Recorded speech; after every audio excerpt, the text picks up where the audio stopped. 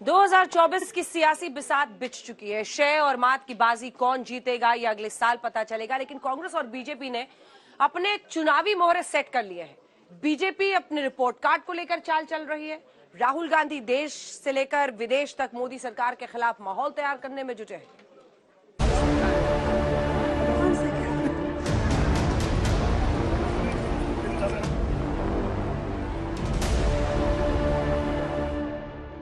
संसद के बजट सत्र के दूसरे चरण की शुरुआत के लिए कांग्रेस ने फुल होमवर्क किया। कांग्रेस की अगुवाई में मोदी विरोधी गुट की बैठक हुई। एजेंडा सेट हुआ कि पार्लियामेंट के अंदर संपूर्ण विपक्ष अदानी के मुद्दे पर मोदी सरकार को घेरेगा और सड़क पर कांग्रेस जोरदार हल्ला बोलेगी। सब कुछ सेट था, लेकिन विपक्ष का कैलकुलेशन गड़बड़ा गया। बीजेपी ने विपक्ष के नहले पर दहला जड़ दिया। पूछा, विदेशी धरती पर राहुल गांधी ने देश का अपमान क्यों किया? राहुल गांधी ने लंदन में जाकर भारत को बदनाम करने की कोशिश की है और कहा है कि भारत में लोकतांत्रिक व्यवस्था पूरी तरह से तहस-नहस हो रही है और विदेशी ताकतों को आकर यहाँ पर भारत के लोकतंत्र को बचाना चाहिए। कि भारत की गरिमा पर, भारत की प्रतिष्ठा पर उन्होंने गहरी चोट पहुंचाने की कोशिश की है। अध्यक्ष महोदय, मैं आपसे यह मांग करता हूं कि पूरे सदन के द्वारा उनके इस व्यवहार को कंडम किया जाना चाहिए और उनको ये आपके द्वारा निर्देश दिया जाना चाहिए कि संसद के फोरम पर आकर वह क्षमा याचना करें। अध्यक्ष महोदय, मैं आपसे अनुरोध करना चाहता हूं। जब एक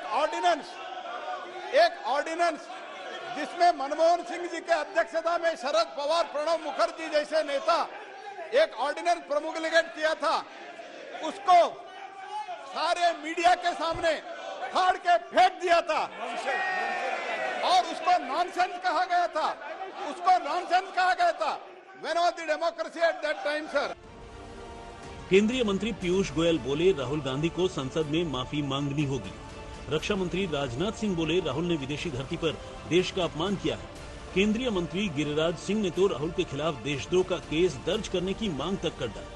तो वहीं कांग्रेस अध्यक्ष मल्लिकार्जुन खड़गे पलटवार करते हुए यही बोले कि बीजेपी अदानी मुद्दे से ध्यान भटकाने की कोशिश कर रही है, लेकिन कांग्रेस विक्रम बेताल की तरह पीछा नहीं छोड़ेगी।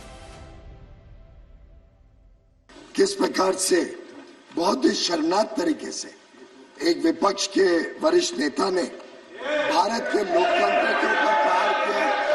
भारत में जिस प्रकार से एक विदेशी देश में जाके जिस प्रकार से उन्होंने भारत की सेना का अपमान किया, भारत के सदन का अपमान किया, अध्यक्ष का अपमान किया, जिस प्रकार से उन्होंने प्रेस का अपमान किया, जुडिशरी का अपमान किया और पूरे देश ने देखा। इनके स्टेटमेंट को मैं कंडम करता हूं और उन्होंने कहा डेमोक्रेसी का जो नहीं है इस देश में, जो ये बार बार कह रहे हैं, यहाँ जो चल रहा है उस विषय के बारे में सारी दुनिया जानती है। अगर हमने कुछ कहा कि डेमोक्रेसी यहाँ पर नहीं चल रही ठीक ढंग से, संविधान के अनुसार नहीं चल रही है, डेमोक्रेसी के उसूलों के तहत नहीं चल रही है। मतलब साफ है, राहुल के बयान पर जबरदस्त जुबानी जंग जारी है। बीजेपी आक्रामक है तो कांग्रेस डिफेंसिव मोड में। कि जो व्यक्ति सदन में 52 मिनट तक बोलने का काम किया, गालियां देने का काम किया, बेहताशा झूठे आरोप लगाने का काम किया, और वो व्यक्ति विदेशों में जाकर के भारत के लोकतंत्र को, भारत के संसद को, भारत को अपमानित करने का, गाली का काम किया। इन पर तो देशद्रोह का मुकदमा चलना चाहिए। दक्षिण कोरिया में जाकर कहते हो कि भारत में पैदा होना भी दुर्भाग्य माना जाता था, तब नहीं परेशान होते आप कि देश की छवि के साथ आप क्या कर रहे हैं। प्रधानमंत्री जी, लोकतंत्र पे हमले आप करते हैं तो इसलिए चर्चा उस पर होती है। और कैम्ब्रिज यूनिवर्सिटी के बच्चों के बीच में लोकतंत्र के सामने चुनौतियों पर अगर चर्चा हो रही हो तो लोकतंत्र को मजबूत करने की कवायद है। आपको नहीं समझ में आ रही है बात? प्रधानमंत्री जी, कुछ गलत फहमियां आपने पाली हुई हैं अपने विषय में। आप सिर्फ एक प्रधानमंत्री हैं, आप भगवान नहीं हैं, अब आपको राहुल के लंदन दौरे से उठे सियासी बवंडर के बारे में बताते हैं। दरअसल राहुल गांधी लंदन दौरे पर हैं, अलग अलग मंचों पर अपनी बात रख रहे हैं। राहुल गांधी ने लंदन की कैम्ब्रिज यूनिवर्सिटी में लेक्चर के दौरान भारत के लोकतंत्र को खतरे में बताया था।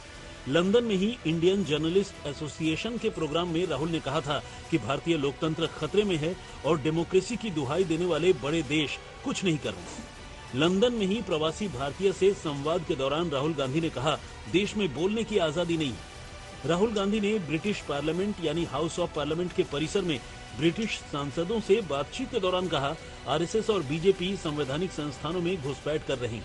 लंदन के थिंक टैंक चैथम हाउस से राहुल ने आरएसएस को कट्टरपंथी और फांसीवादी संगठन बताया। बीजेपी ने राहुल को घेरा है तो कांग्रेस के लिए राहुल का बयान बैकफायर कर गया। इस पर राहुल गांधी ने क्या कहा, सुनिए। That our government simply does not allow any idea of the opposition, any concept of the opposition to be discussed. Same happens in Parliament House when there are important things that we need to speak about, demonetization, GST, the fact that the Chinese are sitting inside our territory. When we try to raise these questions, we're not allowed to raise them in the House. It's a fact. It's shameful, but it's true. 2024 के सियासी युद्ध में अब सिर्फ 1 साल का वक्त बचा।